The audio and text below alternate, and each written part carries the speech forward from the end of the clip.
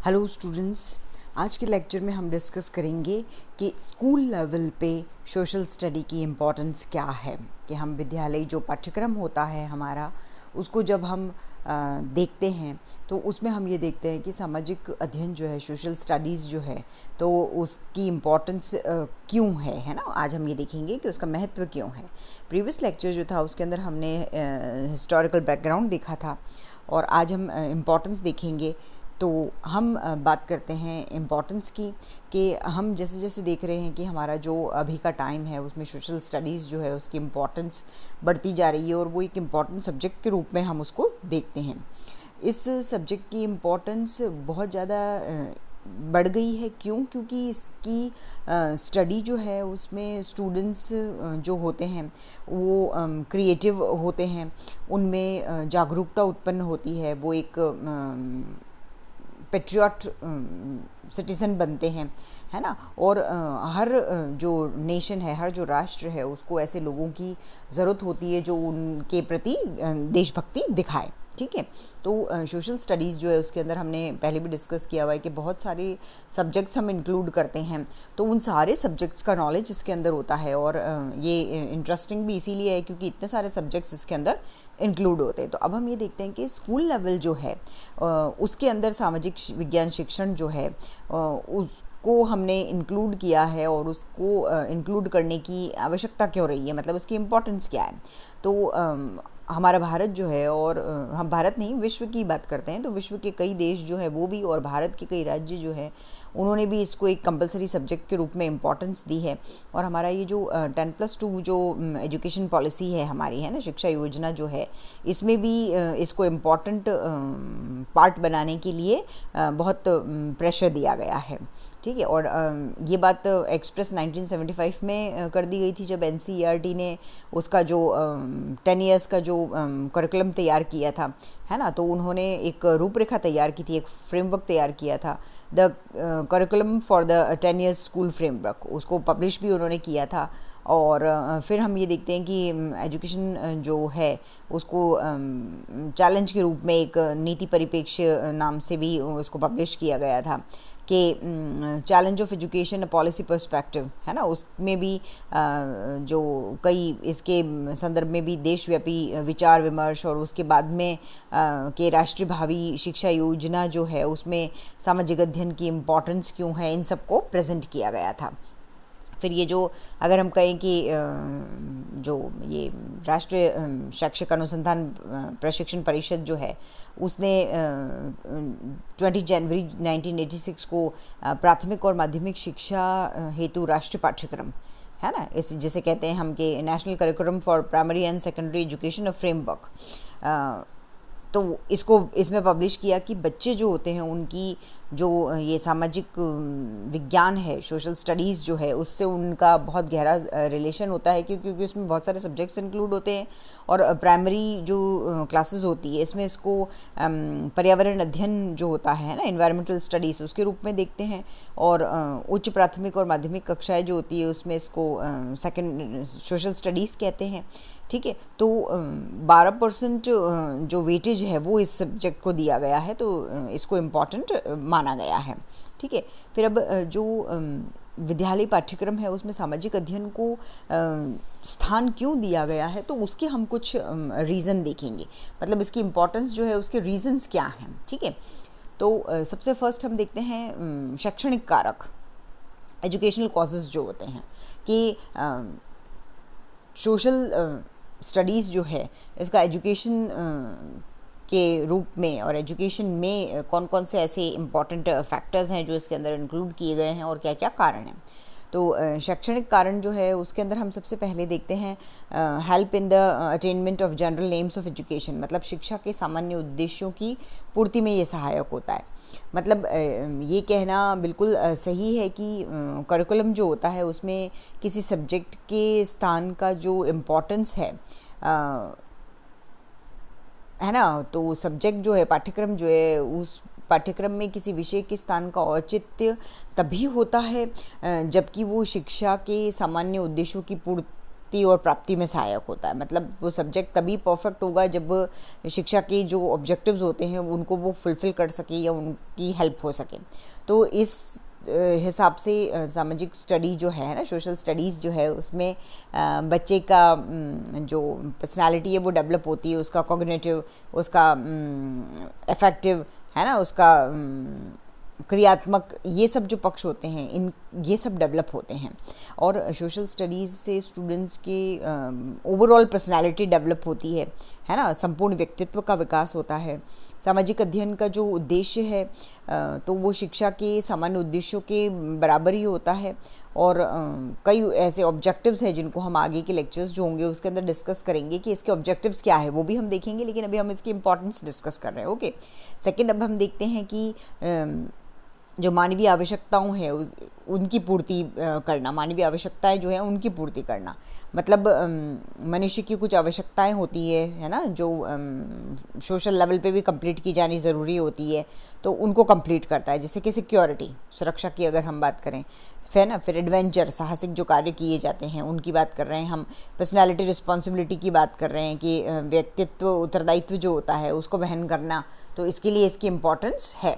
Then फिर हम ये देखते हैं कि जो राष्ट्र या विश्व एकता के विकास के लिए, development of national and world unity, तो हम बात करते हैं कि कोठारी शिक्षा आयोग जो है उसके अकॉर्डिंग कुछ उन्होंने स्टेटमेंट जो दिया है, उन्होंने कुछ बातें कही है कि स्कूल की जो पूरी अवधि होती है उसमें सोशल स्टडीज़ की पाठ्यचर्या जो है उससे नेशनल इंटीग्रेशन और जो ह्यूमन यूनिटी है ना, मानव की जो एकता है उस पर बल दिया जाता है। मतलब सोशल स्टडीज़ में इंडिया ही नहीं बल्कि वर्ल्ड जो है उसका जो हिस्ट्री है उसके अध्ययन को भी इसके अंदर इंक्लूड किया जाता है। और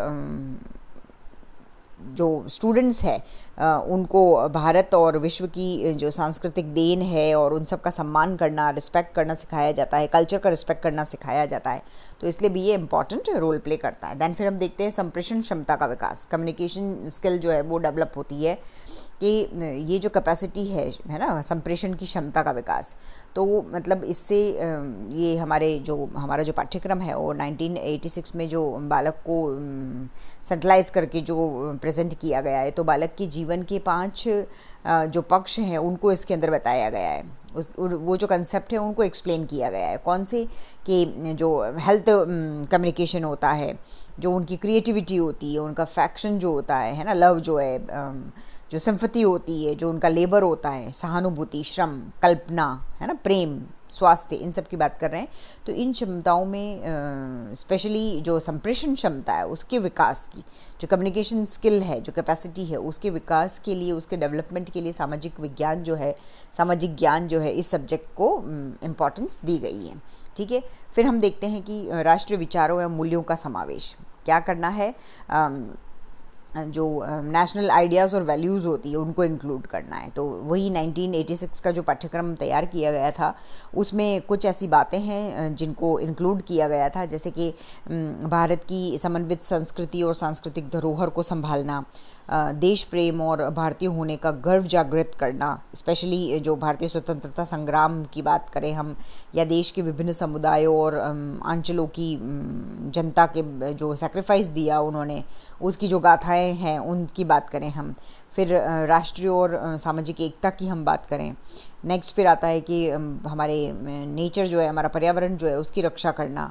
फिर जो साइंटिफिक प्रोग्रेस है ना, वैज्ञानिक प्रगति और तकनीकी विकास इसके अंदर इंक्लूड होता है।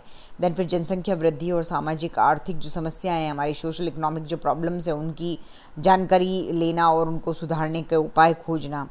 देन फिर देश के संविधान के प्रति सम्मान और नागरिक जो अधिकार है या कर्तव्य के प्रति उनकी जो जागृति है वो उत्पन्न करना।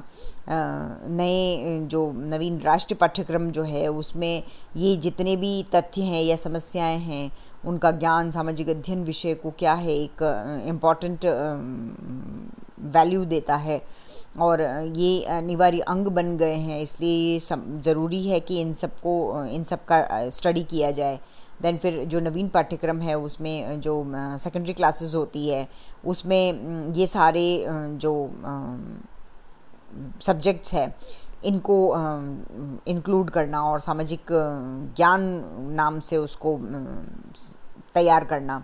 तो ये सारी चीज़ें इसमें आइडियाज़ और वैल्यूज़ के अंदर इन्वॉल्व की गई थी, इसलिए इसकी इम्पोर्टेंस है। देन फिर हम सेकंड देखते हैं सोशोलॉजिकल रीजंस, है ना, समाजशास्त्रीय कारण।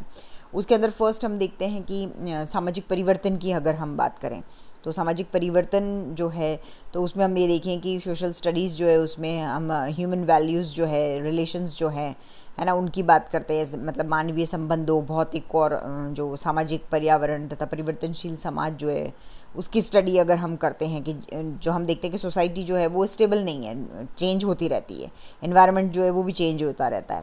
तो पहले जब सामाजिक व्यवस्था बहुत सिंपल थी तो स्टूडेंट्स जो हैं उनको घर परिवार में ही टीचर्स मिल जाते थे, मतलब उनके पेरेंट्स जो है वही एज अ टीचर उनको शिक्षा देते थे। तो सामाजिक जीवन का जो नॉलेज है वो इजीली उनको अवेलेबल हो जाता था। उस टाइम पे सोशल स्टडीज़ जैसे सब्जेक्ट की ज़रूरत ही नहीं थी कि सभी कुछ घर पे समझाया जाता था, पढ़ाया जाता था और वो पढ़ लेते थे, ठीक है।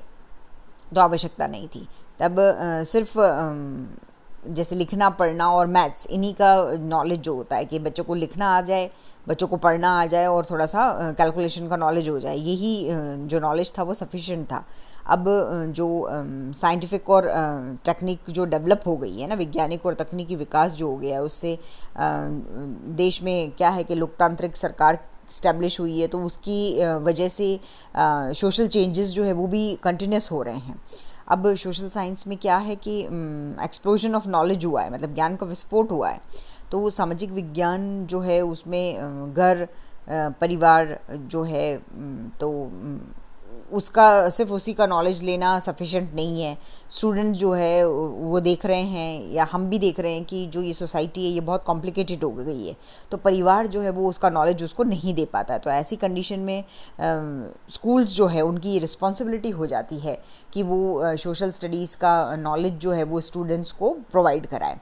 तो सामाजिक विज्ञान का ये जो नॉलेज है ये पाठ्यक्रम में इंक्लूड करना, करिकुलम में इंक्लूड करना बहुत ज़रूरी हो गया है, क्योंकि ये जो नॉलेज है ये बच्चों को देना ज़रूरी है और सोशल स्टडीज़ में इसको इम्पॉर्टेंट अंग माना गया है। तो सोशल स्टडीज़ जो है उसका करिकुलम जो तैयार करते हैं स्कूल लेवल पे उसमें इसको इम्पॉर्टेंस दी गई है और इसी वजह से इसका सोशोलॉजिकल इम्पॉर्टेंस है। ओके, देन फिर इसके अंदर सेकंड हम देखते हैं कि पर्यावरण एवं मानव संबंधों का अवबोध। मतलब क्या है कि सोशल स्टडीज़ का जो अध्ययन किया जाता है ये एक सोशल स्टडीज़ जो है ये एक ऐसा सब्जेक्ट है जो स्टूडेंट्स को अपना आसपास का इन्वायरमेंट होता है उसको समझने में, सोशल और ह्यूमन रिलेशनशिप्स जो होते हैं उनको समझने और जानने में हेल्प करता है। तो और उनकी खुद की जो पोजीशन है, उनका खुद का जो स्टेटस है ना, स्वयं का जो स्थान है वो समाज में बनाने की कोशिश करते हैं। वो उसके लिए क्रिएटिव होते हैं, सक्रिय होते हैं और एक प्रभावी मेंबर के रूप में वो अपने आप को इस्टेब्लिश करना चाहते हैं। तो जो पर्यावरण है और मानव संबंध है उसे उनका अवबोध होता है, तो ये सब्जेक्ट उसको हेल्प करता है स्टूडेंट्स को। इसी बारे में कोठारी आयोग ये कहते हैं कि सामाजिक अध्ययन जो है वो पढ़ाने का उद्देश्य बच्चों को अपने पर्यावरण का ज्ञान देना, मानव संबंधों को समझने की शक्ति तैयार करना और अभिवृद्धि तथा मूल्यों को जो लोग होते हैं, राज्य है, राष्ट्र है और विश्व है उसके मामलों में जो बुद्धिमत्तापूर्वक भाग लेने के लिए अपरिहार्य है वो प्राप्त करने में सहायता देना। मतलब क्या है कि वो ये कहना चाहते हैं कि जो ये सब्जेक्ट है इसको पढ़ाने का हमारा ऑब्जेक्टिव क्या है कि पर्यावरण का नॉलेज होना चाहिए, ह्यूमन रिलेशनशिप्स जो है उनको समझने में ये हेल्पफुल होता है ना। हमारे नॉर्म्स और वैल्यूज़ जो है लाइफ के उनको समझने में और उनको तैयार करते हैं। लोग जो हैं उनको उनका जो राष्ट्र जो है उसका नॉलेज हो, उसका राष्ट्र का नॉलेज हो, विश्व का नॉलेज हो और अलग हर तरीके का ज्ञान उनको प्राप्त हो। देन फिर इसके अंदर लास्ट हम देखते हैं अच्छी नागरिकता एवं भावात्मक एकीकरण। मतलब क्या है कि कोठारी शिक्षा आयोग जो है उनके शब्दों की अगर हम बात करें तो उन्होंने ये कहा है कि अच्छी नागरिकता और भावात्मक एकीकरण के कारण ही भारत में सामाजिक अध्ययन का प्रभावी कार्यक्रम अत्यावश्यक है।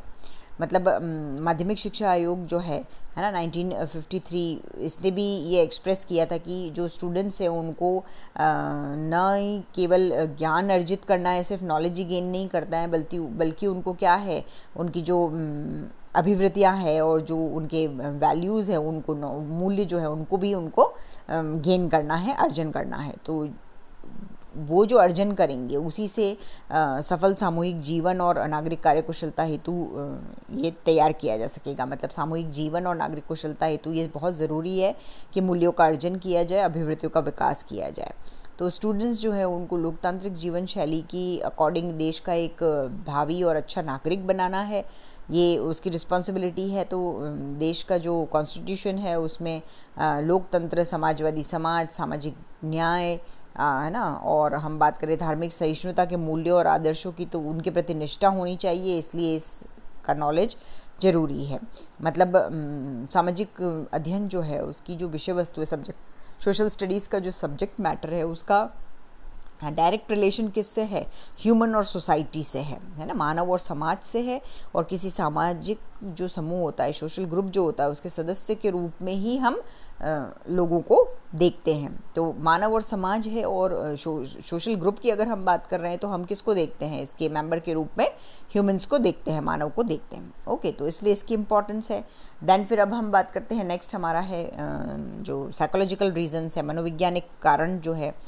तो उसके अंदर हम फर्स्ट देखते हैं कि जो व्यक्तित्व है उसके विकास में पर्यावरण का महत्व है।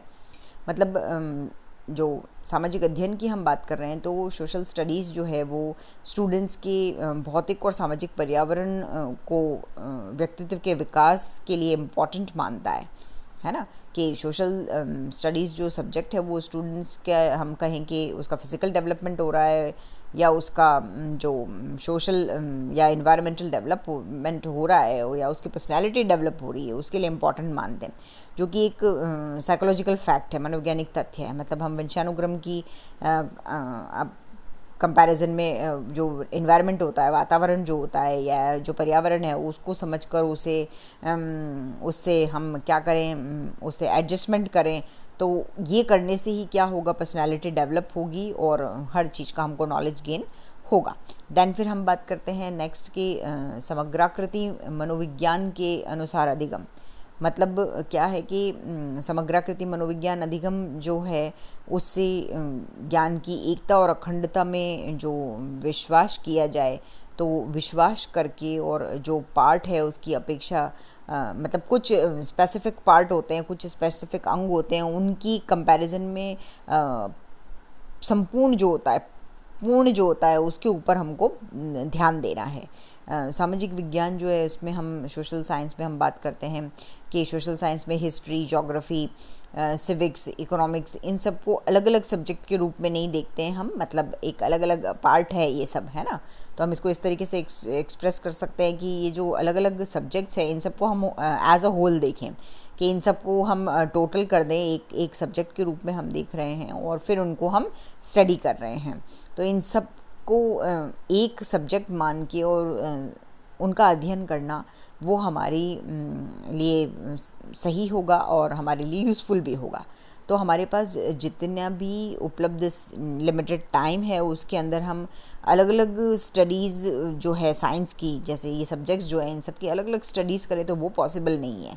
तो स्कूल लेवल पे हमने इसको सोशल स्टडीज़ सब्जेक्ट नाम दे दिया है और उसमें हमने सब्जेक्ट मैटर में इन सबको इंक्लूड कर दिया है, तो इसलिए इसकी इम्पोर्टेंस बढ़ गई है। दैन फिर हम बात करते हैं कि प्रशिक्षण का स्थानांतरण, कि सामाजिक अध्ययन जो है उसमें अलग सामाजिक विज्ञान संबंधी जो ज्ञान है वो मानव जीवन जो है उससे संबंधित जो कंडीशंस होती है, जो स्थितियाँ होती है, उसमें प्रशिक्षण के रूप में दिया जाता है ना। हम ट्रेनिंग के रूप में ये सारा नॉलेज बच्चों को देते हैं। तो ये जो ट्रेनिंग है वो स्टूडेंट्स को अलग अलग कंडीशंस जो होती है, अलग अलग परिस्थितियाँ जो है उनमें भी एडजस्ट करना सिखाती है। प्रॉब्लम्स जो होती है उनको किस तरीके से फेस किया जाता है उनमें भी ये हेल्पफुल होता है। तो ये जो ट्रेनिंग है उनका स्थानांतरण भी एक साइकोलॉजिकल फैक्ट है ना, मनोवैज्ञानिक तथ्य है जो सोशल स्टडीज़ का जो करिकुलम है उसको तैयार करने में और शिक्षण में क्या है अनुप्रयुक्त होता है। देन फिर हम बात करते हैं क्रिया द्वारा अधिगम। अब क्रिया द्वारा जो अधिगम है तो इसमें हम देखते हैं कि इससे संबंधित मनोवैज्ञानिक सिद्धांत जो है वो सिद्धांत भी सोशल स्टडीज़ में काम में आते हैं। मतलब जैसे करके सीखना है ना, तो ये हम कोई भी चीज़ होती है उसको करके और फिर सीखते हैं तो ये प्रभावी और बिल्कुल इफ़ेक्टिव और बिल्कुल स्टेबल प्रूव होता है। ठीक है कि हम अगर सोसाइटी का है ना अध्ययन करते हैं तो समाज अध्ययन की जो शिक्षा की बात हम करते हैं तो उसमें स्टूडेंट्स को अलग अलग लेवल पे अलग अलग जो प्रॉब्लम्स होती है उनको वो प्रॉब्लम्स जो आती है उनको वो अपने आप सॉल्व कर सके इसकी ट्रेनिंग देते हैं। और कुछ ऐसी प्रोजेक्ट्स जो हैं जैसे समस्या मूलक कार्य कोई होते हैं तो उनको प्रोजेक्ट्स के थ्रू हम एक्सप्रेस करते हैं या उनको ये देते हैं कि ये प्रॉब्लम है इसको सॉल्व करना है, किस तरीके से वो लाइफ की जो प्रॉब्लम्स है उनको अपने आप सॉल्व कर सकेंगे, किस तरीके से वो इंडिपेंडेंट हो सकेंगे, है ना। तो आत्मनिर्भरता के साथ ही जो बच्चे हैं वो अपने उनके मन में रिस्पॉन्सिबिलिटी का भाव आता है ना, कि हमको ये उत्तरदायित्व निभाना है, तो ऐसी फीलिंग जो होती है वो डेवलप होती है। तो ये सारी चीज़ें करके बच्चे सीखते हैं। तो डीवी जो है वो ये कहते हैं कि जीवन ही शिक्षा है, मतलब हमारी लाइफ जो है उसी से हम ऐसी कई चीज़ें करके कई काम ऐसे करके हम सीखते हैं। तो वो कह रहे हैं कि जो हमारा जीवन है हमारी लाइफ जो है वही एजुकेशन है। ठीक है, देन फिर देखते हैं हम कि संगठित या समन्वित पाठ्यक्रम जो कोठारी शिक्षा आयोग है उसने जो प्राइमरी क्लासेस है उसकी सोशल स्टडीज़ के करिकुलम को संगठित या समन्वित रूप में प्रस्तुत करने की अभिशंसा की थी। और उन्होंने ये कहा कि जो ज्ञान की अखंडता होती है या जो सब्जेक्ट्स है उनके कोरिलेशन संबंधी जो मनोवैज्ञानिक तथ्य है वो इसी पे आधारित होते हैं, साइकोलॉजिकल जो फैक्ट्स होते हैं वो इसी के ऊपर आधारित होते हैं। कि मतलब जो करिकुलम हम तैयार करते हैं और जो सब्जेक्ट मैटर है उसका जो प्रेजेंटेशन होता है ना, प्रस्तुतिकरण जो होता है उसमें यही दृष्टिकोण काम में आता है और यही सामाजिक अध्ययन का बेस भी बनता है, सोशल स्टडीज़ का आधार भी बनता है।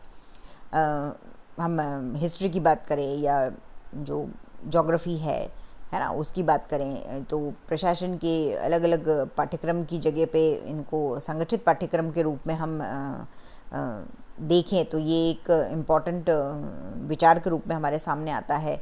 और ऐसा जो संगठित पाठ्यक्रम होता है उससे जो स्टडी है उसका प्रयोजन भी प्रभावी सिद्ध होता है। मतलब अगर हम अलग अलग देखें तो इम्पोर्टेंस नहीं है, लेकिन हम इन सबको एक साथ करें, इनका कोरिलेशन भी देखें हम और इनको हमें समन्वित कर लेते हैं तो इनको हम अच्छे से इम्पोर्टेंस दे सकेंगे और इनको हम समझ भी सकेंगे। दैन फिर लास्ट हम बात करते हैं दार्शनिक कारण की, फिलोसॉफिकल जो रीजंस होते हैं उसके अंदर हम फर्स्ट देखते हैं कि मानवता के प्रति प्रेम।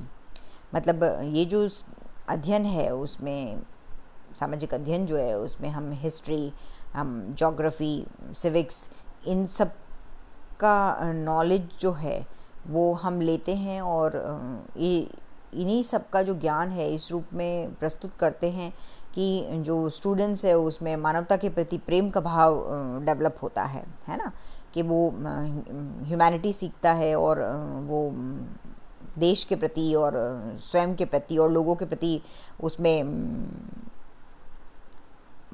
प्रेम के भाव जागृत होते हैं। तो भारतीय दर्शन जो है उसमें सह अस्तित्व और विश्व प्रेम जो है, जिसे कहते हैं कि वसुदेव कुटुंबकम है ना, उसकी फीलिंग जो है उस पर बहुत ज़्यादा बल दिया गया है। जैसे हम ये कहते हैं कि सत्य और अहिंसा के सिद्धांत जो है वो हमारे भारतीय संस्कृति में, हमारे इंडियन कल्चर में स्टार्टिंग से सबसे ऊपर है और उसको हमेशा ही फर्स्ट स्थान दिया जाता है।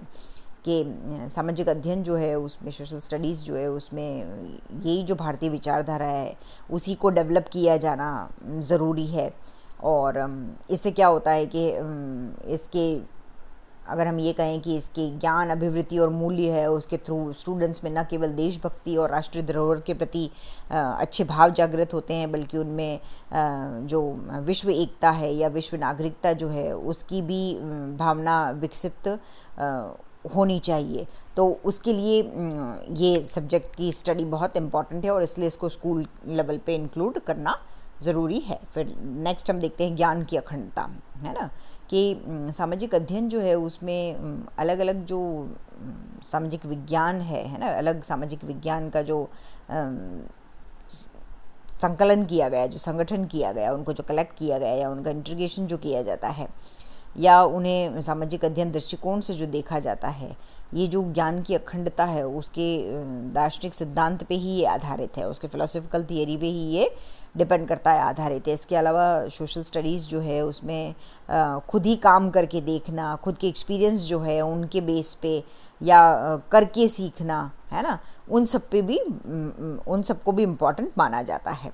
मतलब शैक्षिक दर्शन शिक्षा जो है वो अनुभव के लिए या अनुभव के थ्रू या अनुभव की ही होती है। मतलब हम जब तक खुद एक्सपीरियंस नहीं लेंगे तब तक हम कोई चीज़ नहीं सीखते, तो वो इसी बेस पे आधारित है। तो इस हिसाब से हम ये कह सकते हैं कि सोशल स्टडीज़ के दार्शनिक जो आधार हैं, फिलोसॉफिकल जो बेस है, वो शिक्षा के दार्शनिक आधारों के अनुरूप ही होते हैं, उसी के अकॉर्डिंग होते हैं। ठीक है, तो जो ये हमने 4 इम्पॉर्टेंट कारण देखे हैं, है ना। फर्स्ट हमने देखा कि जो शैक्षणिक कारण होते हैं उनकी वजह से इसको स्कूल लेवल पे इम्पोर्टेंस दी गई है। देन फिर हमने देखा कि जो सोशोलॉजिकल रीजंस होते हैं, साइकोलॉजिकल रीजंस होते हैं और फिलोसॉफिकल रीजंस होते हैं, है ना। तो ये दार्शनिक कारण की हम बात करें तो मानवता के प्रति प्रेम, ज्ञान की अखंडता बच्चा सीखता है। देन फिर हम बात करते हैं कि मनोवैज्ञानिक कारण है तो व्यक्तित्व के विकास और पर्यावरण या प्रशिक्षण से वो सीखता है। फिर हम समाजशास्त्री बात करें तो सोशल चेंजेस जितने भी होते हैं उनके बारे में वो सीखता है, कम्युनिकेशन स्किल उसकी डेवलप होती है, राष्ट्रीय एकता और अखंडता के बारे में उसका माइंड डेवलप होता है। तो ऐसी सारी चीज़ें वो इनसे सीखता है। तो इस बेसिस पे और इन कारणों की वजह से हम कह सकते हैं कि स्कूल लेवल जो है, विद्यालय पाठ्यक्रम जो है, उसमें सोशल स्टडीज़ जो है उसको इम्पॉर्टेंट रोल माना गया है, उसको स्थान दिया गया है और उसका जो औचित्य है उसको भी इसके अंदर प्रूव किया गया है। ओके, आज के लेक्चर के लिए इतना सफिशिएंट है। नेक्स्ट लेक्चर में हम आगे का कंटेंट देखेंगे। Okay, thank you.